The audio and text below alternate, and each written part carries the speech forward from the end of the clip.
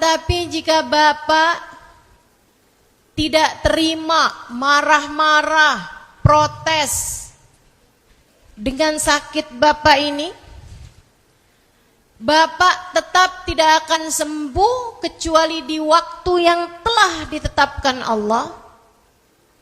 Dan Bapak akan sembuh dalam keadaan dosanya tetap aja nggak diampuni, derajatnya tetap saja tidak dinaikkan, dan Bapak bisa jadi malah menjadi seseorang yang dimurka di sisi Allah. Sebab katanya Nabi besar Muhammad, man radhiya falahur ridha wa man sakhita falahus sukhut. Siapa yang selalu ridha dengan keputusan Allah, Allah pun akan ridha padanya. Siapa yang selalu berdamai dengan takdirnya Allah, Allah pun akan ridha padanya. Dan siapa yang selalu protes, tidak terima, tidak mau berdamai dengan takdirnya Allah, falahus sukhut, maka Allah pun akan marah, akan murka kepada orang tersebut. Kata Allah dalam hadis qudsinya, man lam yarda biqada'i falyatluba rabban siwaya.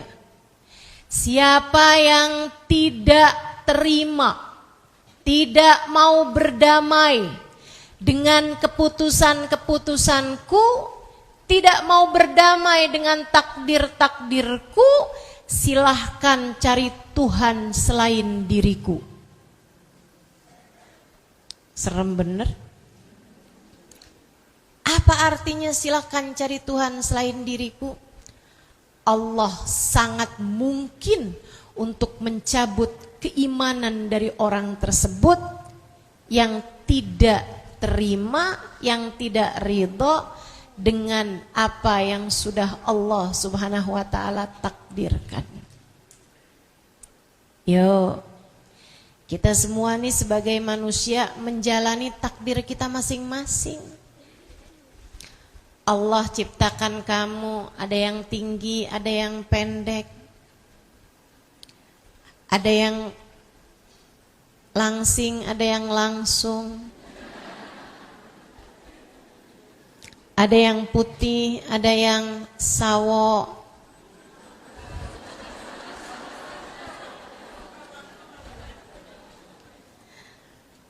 Jangan sampai sawo busuk aja ya. Semuanya udah memang takdirnya masing-masing. Wajah kita nih Bu, nih Bu, Dek, merupakan salah satu bagian dari takdir dan gak usah diubah-ubah. Hidung kurang mancung, mancungin ah, gak usah. Ini bagian dari takdir yang telah Allah Subhanahu wa ta'ala berikan kepada kita. Rawat boleh, ubah jangan. Didandanin, pakaiin lipstik, pakaiin bedak, mau pakaiin apa tuh namanya, eyeshadow misalnya, mau dipakein bayang-bayang.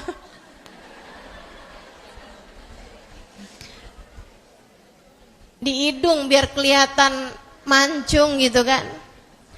Nggak apa-apa, silahkan aja. Tapi untuk kamu ubah-ubah, tarik benang, sulam bibir, itu muka apa kain?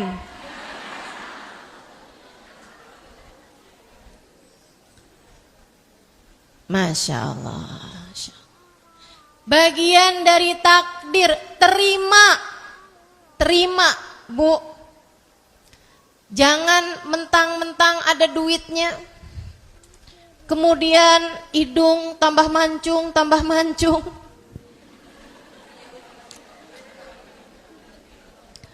operasinya bolak-balik. Masya Allah. Ada nih orang-orang zaman sekarang macem-macem dah. Saya pernah lihat mukanya orang udah tua tapi nggak keriput gitu. Umurnya ternyata 60-an tahun. Tapi kelihatannya kayak 30-an gitu. Ternyata itu abis operasi ganti kulit.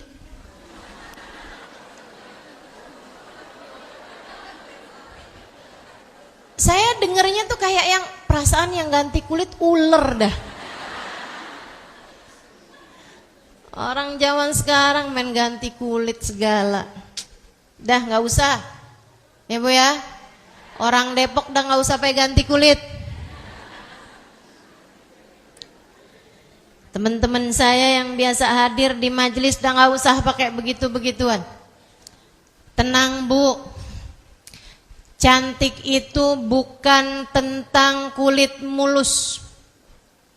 Bukan tentang seberapa tinggi hidung. Bukan tentang seberapa indah bentuk tubuh.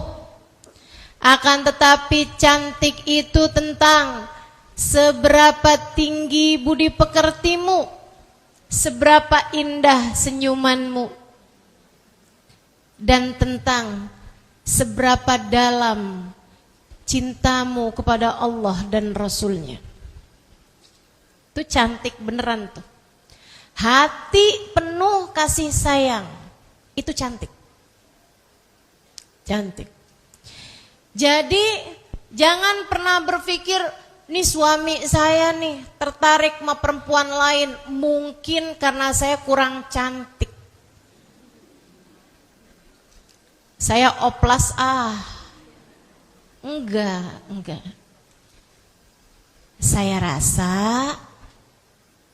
Saya rasa mungkin karena kurang sering mendapatkan senyuman darimu.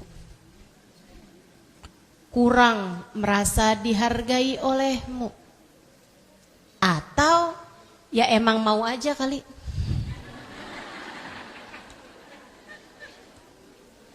Karena Bu, yang pada punya istri cantik-cantik juga tetap aja Bu ya. Udah aja lah, kita nggak usah fokus kepada dia, kita hanya akan fokus kepada kita. Semua manusia menjalani jalan kehidupannya masing-masing. Semuanya sudah dituliskan oleh Allah Subhanahu wa taala, takdirnya masing-masing. Ada yang sekolah, ada yang enggak sekolah. Ada yang sekolah kemudian bekerja, ada yang sekolah pinter-pinter tapi susah dapat kerja. Ada yang bagus kerjaannya tapi susah dapat jodoh. Ada yang waktu sekolah beberapa kali nggak naik tapi gampang banget dapet jodohnya.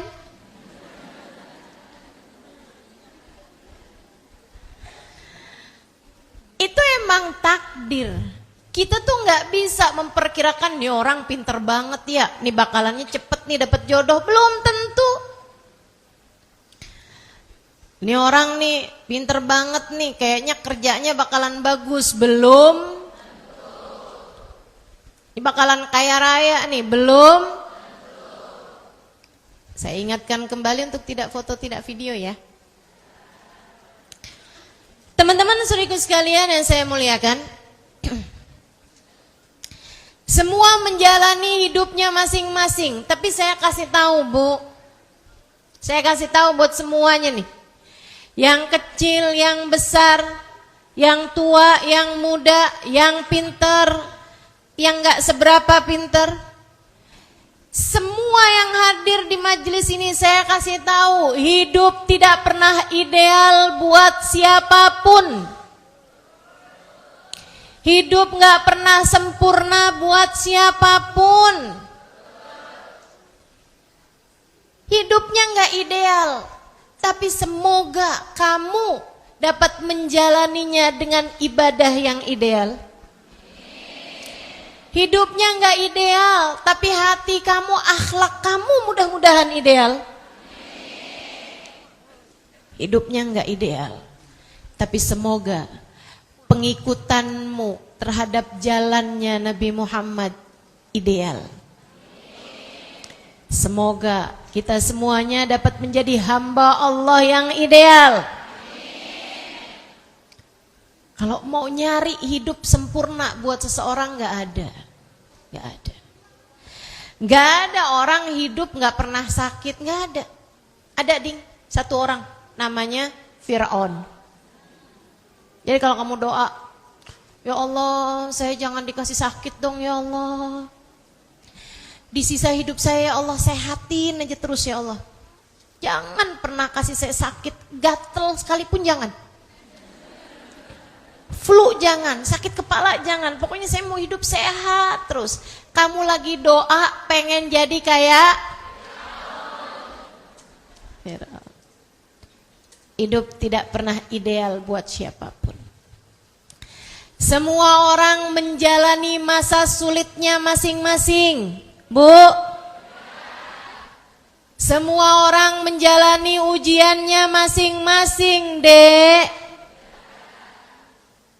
Semua orang ada hari-harinya yang terasa begitu gelap. Nggak apa-apa.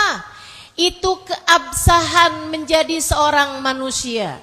Sebab bahkan lukisan yang indah sekalipun punya warna-warna gelap. Bukan berarti lukisan yang indah tuh semuanya harus pink. Bukan berarti lukisan yang indah tuh semua harus berisi warna-warna terang. Enggak gitu. Ada gelapnya, ada hitamnya, ada kelabunya, ada biru dongkernya. Itu yang menjadikan langit hidupmu menjadi berwarna. Maka sesekali datang kegelapan dalam hidup. Sesekali ada saatnya langit harimu kelabu. Enggak apa-apa, enggak apa-apa, enggak apa-apa. Saya sampaikan padamu, enggak apa-apa. Ada saatnya kamu sakit, enggak apa-apa. Ada saatnya kamu sulit, enggak apa-apa. Ada saatnya kamu dibenci oleh orang, enggak apa-apa.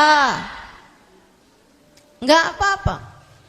Ada saatnya kamu hilang uang, hilang kerjaan, hilang respek dari orang, enggak apa-apa. Enggak apa-apa. Kamu hanya perlu memastikan bahwa dalam keadaan apapun kamu tetap menjadi hamba Allah yang Allah Subhanahu wa taala ridho kepadamu. Itu aja. Itu aja. Dalam keadaan apapun tetaplah memantaskan diri menjadi hamba yang Allah akan memandangmu dengan pandangan kasih sayangnya.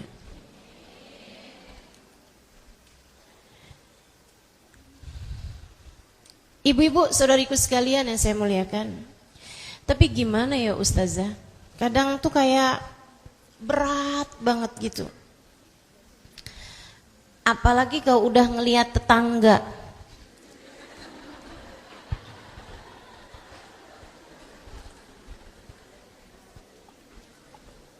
Hidup saya susah. Tetangga tinggal beli barang mulu. Tiap hari kurirnya Shopee.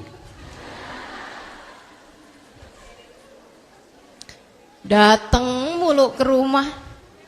Ntar bawa kulkas. Ntar benerin AC. Jangan bandingkan hidupmu dengan hidup orang lain. Itu adalah cara pertama untuk bahagia. Kalau orang selalu membandingkan hidupnya dengan hidup orang lain, itu adalah cara mudah untuk menyiksa diri. Kamu jangan mau kayak begitu, akhirnya tersiksa hidupmu kalau kamu terus-terusan bandingin hidup kamu sama hidup orang lain. Tetangga ninggiin rumah, kamu tinggi darah.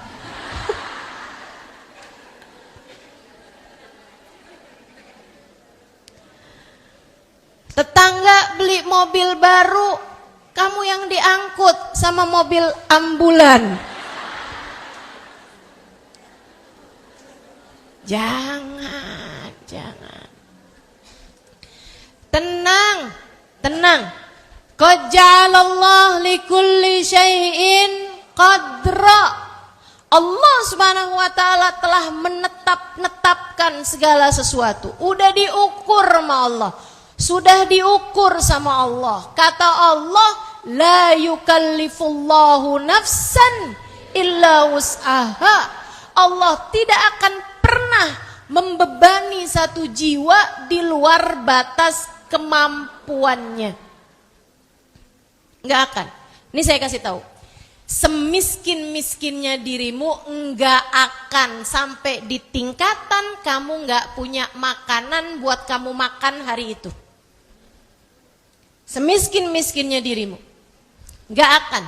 Ada ceritanya kamu sampai dari miskinnya enggak punya sesuatu untuk bisa kamu makan hari tersebut.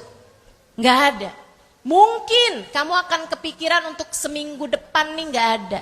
Mungkin kamu akan kepikiran untuk besok hari, kayaknya nggak ada. Tapi untuk hari itu ada pasti. Besoknya nanti Allah akan kasih lagi. Saudara sekalian saya muliakan, kenapa? Coba diinget-inget. Kalau nggak percaya coba diinget-inget. Nggak usah yang dikerjain orang lain atau yang terjadi orang lain. Yang terjadi pada dirimu. Sebab kalau omongan orang, saya pernah 3 hari nggak ada makanan apa-apa, itu orang. Belum tentu mereka menceritakan sesuai dengan kenyataan. Tapi dirimu, saya tanya, pernah nggak kamu berada dalam kemiskinan yang membuat kamu buat makan hari itu kamu nggak punya? Enggak pasti. Enggak. Iya loh Ustazah, kenapa gitu ya? Padahal saya miskin, tapi buat makan hari itu sih saya ada. Betul. Karena Allah udah ngukur ujian sesuai dengan keimanan. Yang dikasih ujian sampai nggak bisa makan, itu kelasnya Nabi Muhammad. Yang dikasih ujian sampai nggak bisa makan 3 hari 3 malam, bukan karena lagi diet ya. Tapi memang gak ada yang dimakan, gak ada yang bisa dimakan. Itu kelasnya keluarganya Nabi Muhammad, kelasnya para sahabat Nabi Muhammad, kelasnya para wali-walinya Allah Subhanahu wa ta'ala. Kalau kelasnya kita mah gak ada Bu, iman kita belum setinggi itu. Untuk Allah kasih ujian setinggi itu Bu. Anak TK nggak bakalan dikasih ujiannya anak SMA. Tenang, jangan kegeeran ngerasa diri anak SMA. Berat banget nih ujian. Bukan berat ujiannya. Ujiannya meringan. Kamu yang nggak pinter jawabnya.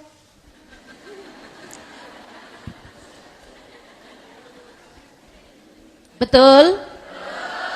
Coba diinget-inget lagi. Bukan ujiannya yang berat, tapi kamu yang belum mampu untuk menjawabnya. Makanya ada seorang bapak bilang, anak bilang sama bapaknya gini, Pak, makanan kita habis, udah nggak punya beras, udah nggak punya apa-apa. Kita malam ini akan tidur dalam keadaan kelaparan. Kata bapaknya, jangan GR nak. GR gimana Pak? Saya lagi ceritain penderitaan kita. Bahwa kita gak punya makanan buat kita makan nanti malam. Iya tapi kamu jangan kegeeran. Itu tuh ujiannya para nabi. Itu ujiannya para wali. Kita mah gak akan diuji setinggi itu. Liatin aja. Beneran.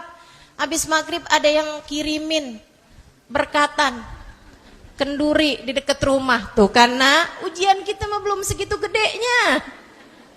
Ujiannya Nabi gede sampai mengganjal perutnya dengan batu. Sahabat tuh pernah sholat di belakang Nabi Muhammad. Tiap Nabi Muhammad gerak, kedengeran suara gemertekannya batu. Ternyata ada beberapa kerikil, beberapa batu Nabi Muhammad letakkan di perut beliau karena sudah 3 hari 3 malam tidak masuk makanan apa-apa ke dalam perut beliau. Itu Nabi. Maka Bu, sebelum kamu bilang saya miskin amat sih hidupnya, kenapa sih hidup begitu menderita? Saya adalah perempuan paling malang di dunia. Sebelum kamu berpikir seperti itu, silahkan lihat lagi keadaanmu itu. Pernahkah Allah membiarkanmu tanpa makan? Pernahkah Allah membiarkanmu tanpa pakaian? Pernahkah Allah membiarkanmu pengen tidur nggak punya tempat untuk sekedar bernaung? Nggak pernah. Saudariku sekalian yang saya muliakan, jadi sebelum kamu bilang bahwa uang saya sangat tipis, tunggu dulu, jangan-jangan sebenarnya yang tipis bukan uangmu tapi imanmu. Sebelum kamu bilang betapa miskinnya saya, sebelum kamu berucap itu, lihatlah dirimu itu. Jangan-jangan bukan seberapa miskinnya saya, betapa miskinnya saya, tapi betapa tidak bersyukurnya saya. Seringkali yang kurang tuh bukan uangnya, tapi syukurnya. Seringkali yang kurang tuh bukan nikmatnya, akan tetapi syukurmu terhadap kenikmatan yang datang dalam hidupmu. Bu, Allah kasih mata, mau gak ditukar 200 juta? Masing-masing 100 juta gitu. Mau? Gak mau tuh. Yang di belakang mau nih kali ini? Enggak juga. Enggak mau. Kamu punya ginjal tuh Bu, kalau didonorkan lumayan loh. Mau enggak? Donor ginjal 500 juta mau? Betapa sangat kayanya dirimu.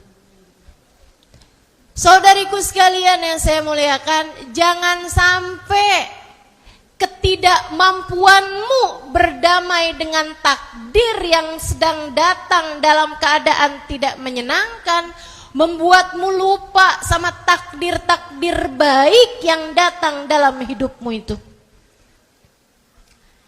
Ini nih kayak gini loh Bu, saya kasih cerita permisalan yang gampang, biar nanti ibu-ibu jadi bekal, inget-inget terus gitu. Ada orang bikin bangunan pasang bata. Memang bangunannya bata yang disusun-susun gitu, nggak di tembok. Habis dia pasang nih, dia lihat, cakep nih. Dia lagi mengagumi hasil kerjanya, ada kawannya masuk. Dia bilang, siapa nih ngerjain tembok ini? Saya. Bagus kan? Apaan nih, kayaknya miringnya 2. Dilihatin, iya ya ampun, miring nih 2 nih, gak simetris. Kok bisa miring sini? Kayaknya tadi pas ngerjain nih saya lagi kepikiran utang nih kayaknya. Bisa miring kayak gini ya. Aduh gimana nih? Ibu-ibu sekalian, dia setiap kali lewat dinding itu dia lihat 2 yang miring itu dan dia jadi sedih. Sampai karena gak enak banget perasaan dia sampai datang sama mandornya. Dia bilang, boleh gak nih dinding ini saya hancurin, ntar saya bangun lagi gitu. Kata mandornya, jangan, udah banyak tuh modalnya, gak usah, udah biarin aja. Tapi ini ada 2 yang miring, ya udah gak apa-apa deh gitu. Dia bilang, saya tiap lewat dinding itu tiap galau, tiap kesel, tiap sedih. Sampai datang satu hari, ada teman saya memeriksa bangunan. Terus dia bilang, bagus nih bangunannya, tembok yang ini siapa yang bikin? Saya. Bagus. Apaan nih 2 miring? Kata dia nih. Oh, emang batu batanya semua yang dipasang berapa? 200. Kalau 202 yang miring, artinya kamu sudah memasang 198 yang lurus. Itu yang sering terjadi pada hidup kita. Kita suka fokus sama yang kurang, sampai kita lupa sama yang lebih. Bu, semua dari kita dikasih kenikmatan yang sangat banyak. Jangan sampai fokusmu kepada yang kurang-kurang membuatmu kemudian jadi lupa betapa sangat banyaknya kenikmatan yang telah Allah SWT berikan dalam hidupmu itu. Apaan Ustazah? Saya nggak punya kelebihan Ustazah selain berat badan.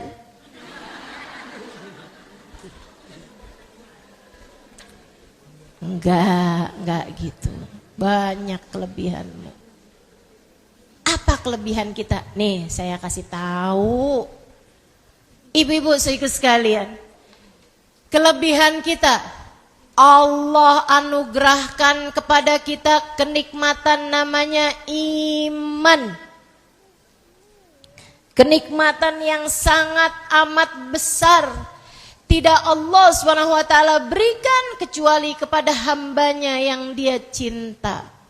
Semua yang hadir di tempat ini, kamu telah diberi kesempatan. Kamu telah diberi potensi untuk menjadi seorang hamba yang tercinta di sisi Allah. Bukankah kamu beriman? Bukankah kamu meyakini bahwa Allah adalah Tuhanmu? Nabi Muhammad adalah nabimu? Saudariku sekalian yang saya muliakan, jutaan orang-orang di atas muka bumi ini Allah menciptakan mereka, akan tetapi Allah tidak perkenankan mereka untuk mengenal penciptanya. Jutaan di atas muka bumi ini, Allah yang menciptakan mereka semuanya. Akan tetapi Allah tidak mengizinkan mereka untuk kenal siapa kekasihnya, baginda kita Nabi besar Muhammad. Makhluk yang tidak mengenal Khaliknya, ciptaan yang tidak mengenal penciptanya, itu lebih menyedihkan menurut saya daripada anak yang tidak diakui oleh orang tuanya. Dia makan, dia minum, dia tidur, dia kawin, dia berhubungan badan. Akan tetapi tidak sekalipun dia diizinkan untuk menyebut nama Allah Tuhannya. Ibu pernah ngerasain gak gini? Sebel banget sama orang sampai gak pengen ketemu sama dia. Pernah? Bu, saya tanya lagi. Pernah gak sebel banget sama orang sampai gak kepengen nyebut namanya? Parah juga ya ibu-ibu nih ya.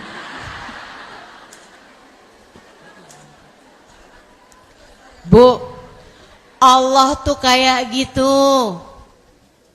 Allah tuh kayak gitu. Allah tuh Bu, kalau nggak suka sama seorang hamba, Allah nggak mau dia menghadapkan dirinya kepada Allah. Allah nggak mau dia sholat menghadap kepada Allah. Allah nggak izinkan dia untuk menengadah tangan meminta kepada Allah. Kenapa? Karena dia tak lagi bernilai di mata Allah, sehingga Allah tidak menginginkan memandang wajahnya. Allah tuh kalau benci sama seorang hamba, Allah tidak izinkan dia untuk meletakkan dahi di tempat sujudnya. Allah tak izinkan dia untuk sekedar menyebut namanya. Seumur hidup dia enggak pernah lisannya menyebut nama Allah.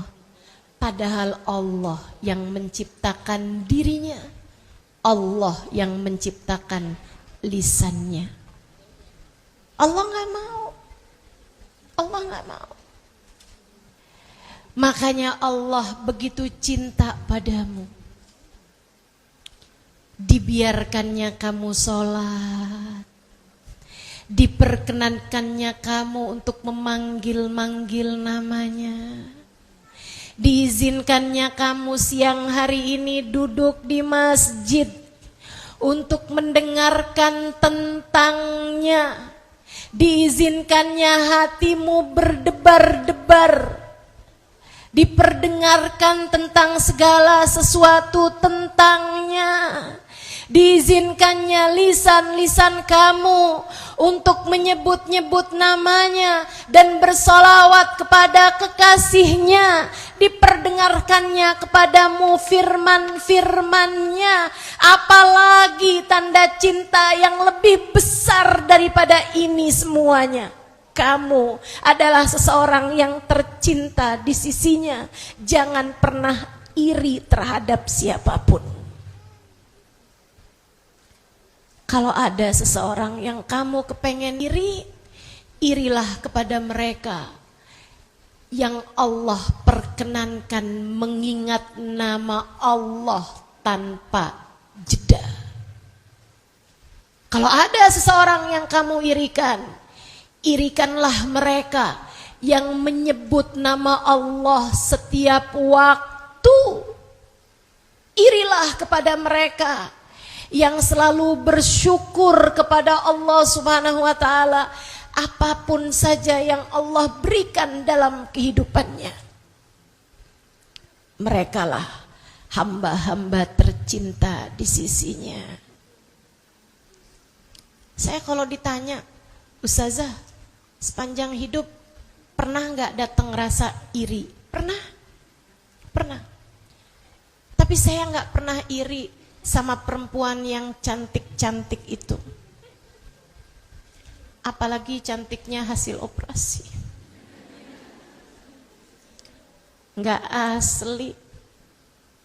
Saya nggak pernah iri sama perempuan-perempuan yang duitnya banyak, kaya-kaya, gitu ya. Nggak iri saya. Saya nggak kepengen menjadi salah seorang di antara mereka. Saya nggak pernah iri sama seorang perempuan yang suaminya cinta mati sama dia. Saya bayangin kalau saya dicinta matiin sama suami saya susah pasti mau izin ngajar. Bakalan banyak tuh undangan yang pakai persyaratan. Saya akan datang kalau suami saya ngizinin ya. Ustazah hari ini datang apa enggak? Maaf, tangan saya dipegangin mulu nih. Nyusahin pasti. Betul gak? Ibu-ibu mau saya dicintai segitunya sama suami saya?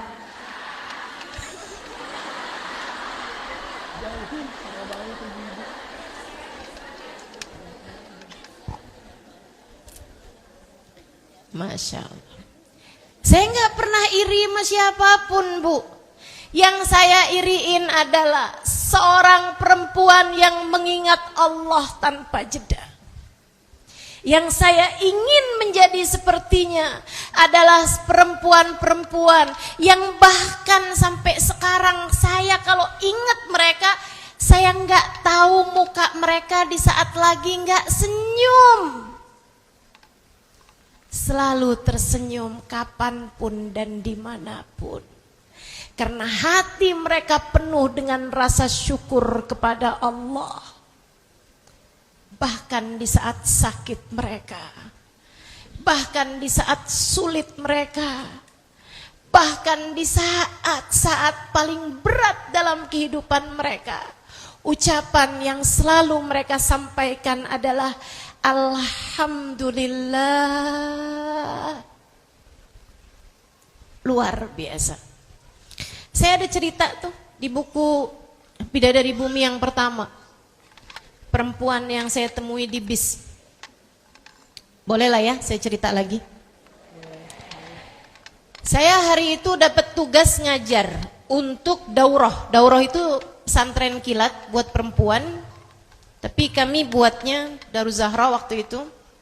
Waktu saya sekolah di Tarim, Hadramaut, Yaman.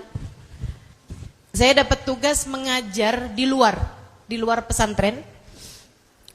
Ada daurah yang dilaksanakan atau dibuat oleh guru kami, Babah Nur, mengajar perempuan-perempuan di kota Tarim. Saya pagi itu udah siap-siap jalan nih. Saya punya jadwal kajian jam kedua, tapi kendaraannya akan menjemput kami dari sebelum jam pertama. Bis datang mengangkut semua perempuan-perempuan tuh. Ada kayak semacam pemberhentian bisnya gitu.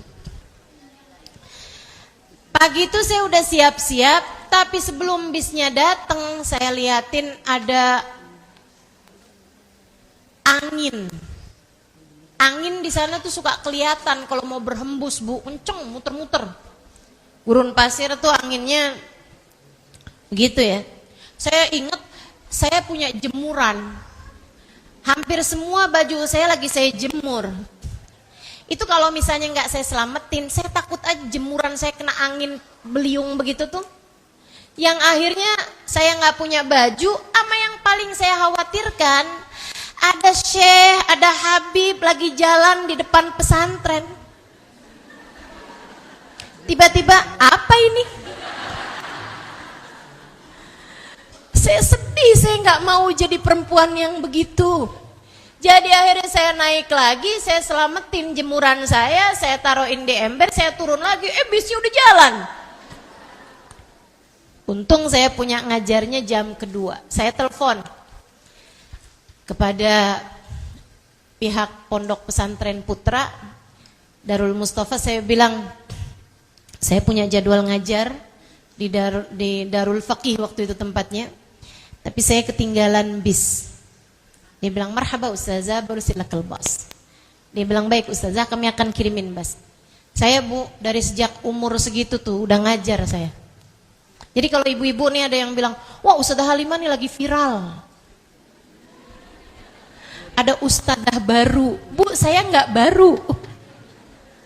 Saya jadi ustazah udah lama. Ustazah kemana aja ya dulunya ya? Bukan saya yang kemana aja dulunya, kamu yang kemana aja dulunya.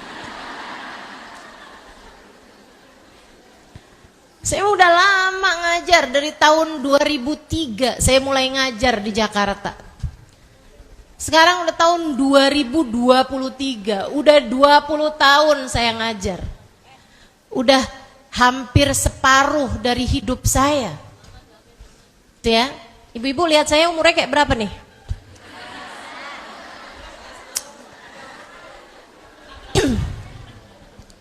Ibu-ibu sekalian, jadi saya bahkan udah ngajar dari di Tarim. Nggak lama saya didatengin bis. Ternyata itu adalah bis yang tadi nganterin orang, perempuan banyak itu, balik lagi buat jemput saya sendirian.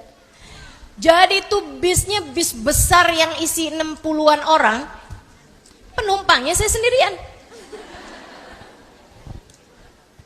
Jalanlah nih bis nih. Alhamdulillah nggak seberapa jauh ada nenek-nenek gitu berhentiin bis, naiklah dia. Kita di sana tuh biasa menegur siapapun karena memang di sana itu nggak ada orang non Muslim, nggak ada, semua Islam. Dan semua orang tuh kayak bersaudara gitu. Saya ngerasain innamal mu'minuna ikhwah. Sesungguhnya orang mukmin satu sama lain itu bersaudara justru di negeri sana.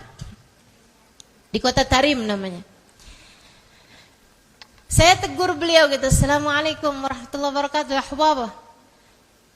Terus dia bilang, Waalaikumsalam warahmatullahi wabarakatuh, ya Bunayya. Gitu, dia biasa tuh manggil di sana kayak anakku gitu. Padahal baru pertama kali ketemu. Saya mau tegur dia gitu, Halukum Ahbabah. Dia bilang, Alhamdulillah, bkhair, Alhamdulillah. Saya mau ajakin ngobrol, sok-sokan, sekalian latihan bahasa Arab. Tapi perempuan itu dari awal naik lisannya nggak berhenti, la ilaha illallah, la ilaha illallah, la ilaha illallah, la ilaha illallah, la ilaha. Saya nggak mau dong gangguin orang lagi zikir. Dia duduk di depan saya 2 baris, saya di belakangnya, saya liatin pemandangan, mobil melaju cukup kenceng. Tiba-tiba ada anak kecil nyebrang. Mobil akhirnya ngerem takut nabrak tuh anak, abis-abisan ngeremnya, kayaknya diteken sampai mentok gitu karena takut nabraknya anak kecil. Sampai bikin saya waktu itu kurus, Bu. Itu saya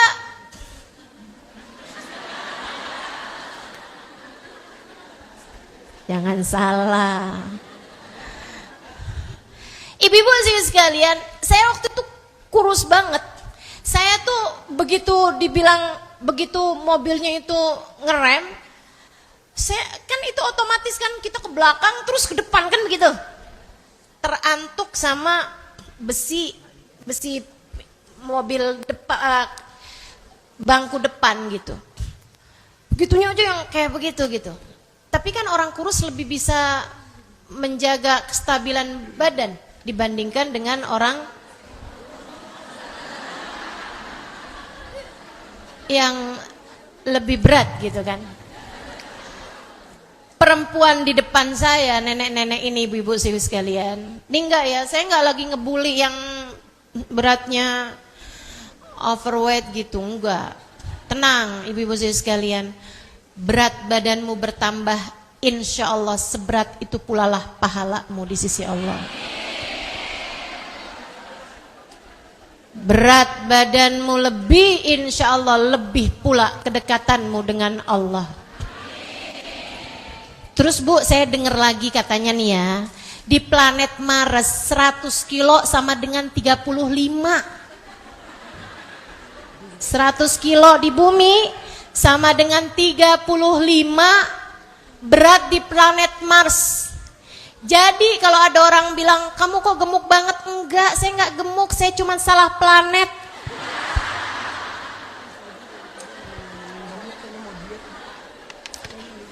Dah. Bu, nih perempuan di depan saya nih Bu nih. Badannya cukup besar, ibu-ibu sekalian, dia jatuh ke bawah. Terpelanting kemudian Bu. Ibu-ibu sekalian, dia jatuh ke tangganya bis itu. Dia berusaha untuk mempertahankan badannya dengan pegang besinya. Ternyata di bagian besinya tuh ada yang menonjol, masuk ke kulitnya, berdarah, dia lepaskan lagi, kemudian terpelanting sampai ketika mobil tersebut, bis tersebut berhenti, dia dengan darah-darah di badannya tergeletak tepat di depan saya. Ibu-ibu sekalian, saya kaget banget, nggak nyangka peristiwa sesederhana itu membuat dia mendapatkan efek yang cukup berat begitu gitu. Tapi lebih kaget lagi sama wajahnya ketika itu. Gak akan pernah saya lupakan seumur hidup saya rasa. Dia tersenyum dengan indahnya sambil melihat ke arah atas, ke langit-langitnya bis. Dia bilang, Rabbuna Karim, Allah Maha Baik, makasih ya Allah. Saya mikir, jangan-jangan kena sarafnya nih. Saya tanya sama beliau sambil berusaha buat saya bangunkan. halik Hubabah? Gimana kabarmu Hubabah? Alhamdulillah, Rabbuna Karim, alhamdulillah. Alhamdulillah ya nak ya, Allah Tuhan kita baik banget ya nak, alhamdulillah, alhamdulillah. Senyum, senyum. Saya tanya sama dia, kenapa begitu?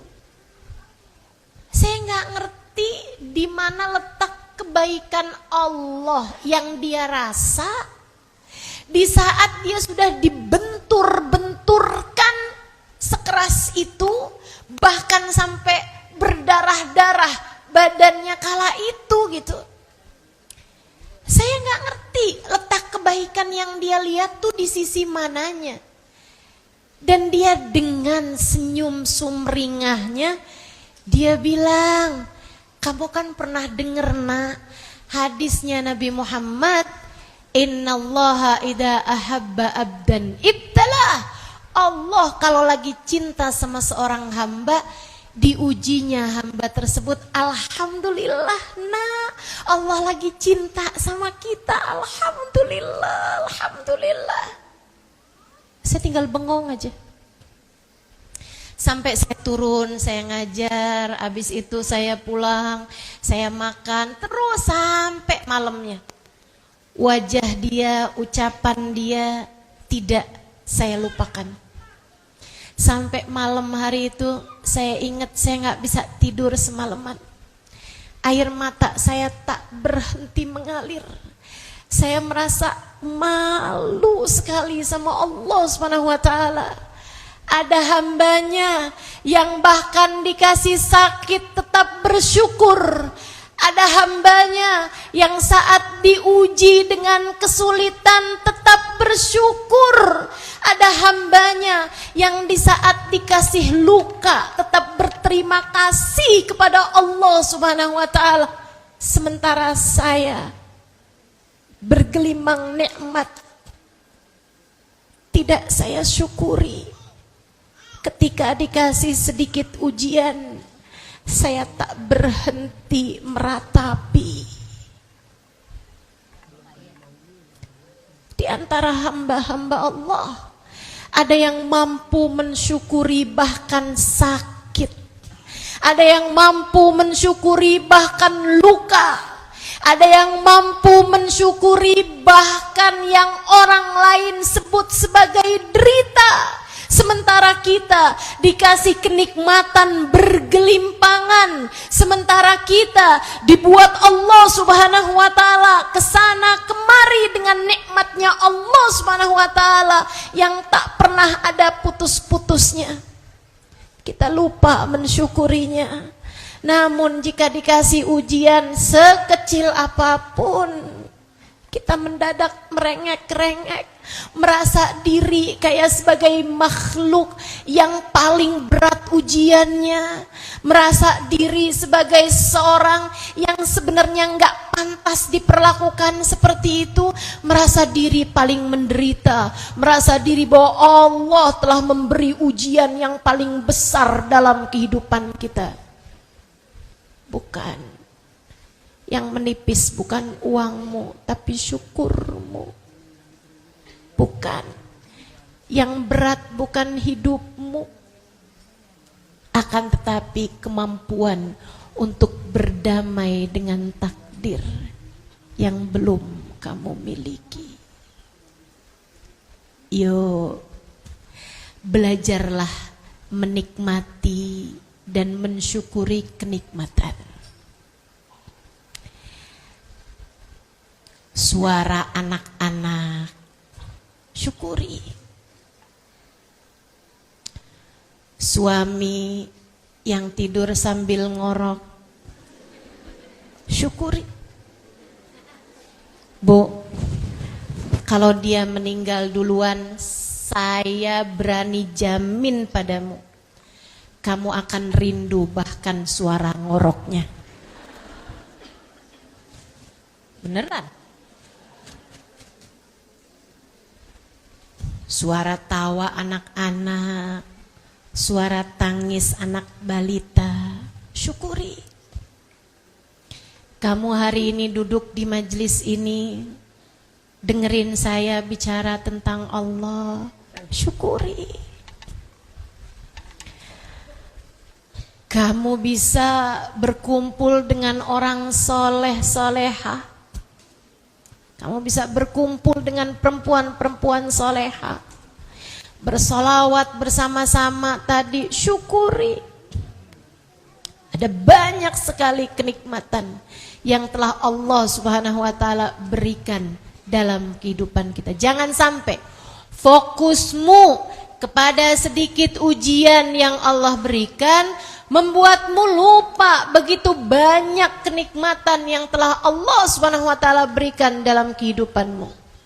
Jika ada ujian, itu hanya 2 batu bata dari 200 batu bata yang bagus. Cuman masalahnya fokus kamu tuh kepada hal-hal itu. Yuk kita fokus kepada apa yang sudah kita punya.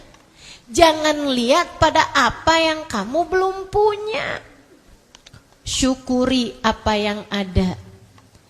Jangan kejar terus-terusan apa yang belum ada. Iya Bu, kamu punya anak, syukuri. Yang punya suami, syukuri. Yang belum punya, syukuri. Iya kan? Karena ya Bu ya, nih urusan berumah tangga nih. Ada banyak orang-orang yang berumah tangga tapi yang lihatnya tuh gini, enak ya yang gak punya suami tuh gak ribet. Betul? Sementara nih ada yang jomblo nih bilang kayak gini, enak ya yang udah punya suami. Ada yang selalu nungguin. Gitu. Itu sih emang manusia gitu tuh. Manusia sukanya kayak gitu. Ini yang Allah sebut innal insana lirabbihi lakanud. Kata Allah SWT, sungguhnya manusia ini kepada Tuhannya susah terima kasihnya. Susah terima kasihnya. Itu manusia secara umum kayak gitu. Tapi hamba-hamba yang tercinta enggak gitu. Hamba yang tercinta kata Allah, wa qalilun min ibadiyas syakur. Sedikit sekali hambaku. Kelas tinggi nih. Elit-elit hambanya Allah. Qalil, sedikit jumlah mereka. Min ibadiyas syakur, dari hamba-hambaku yang mampu bersyukur. Alhamdulillah. Dah syukurin aja. Belajar kita untuk berdamai dengan tiap takdirnya Allah Subhanahu wa taala sambil tetap yakin bahwasanya bahkan di saat gelap langit yang sedang kita jalani, Allah Subhanahu wa taala menyimpan di sebaliknya keindahan-keindahan, menyimpan di sebaliknya kenikmatan-kenikmatan yang kita akan selalu mendapatkannya. Bahkan dalam tiap sakitnya cubitan yang Allah Subhanahu wa taala cubit kita dalam kehidupan di atas muka bumi ini, Allah Subhanahu wa taala janjikan pahala yang besar, janjikan kenikmatan-kenikmatan. Allah Subhanahu wa taala hanya akan berikan kepada kita yang paling indah di atas muka bumi ini. Insya kita hanya perlu untuk tetap memastikan iman penuh dalam hati kita.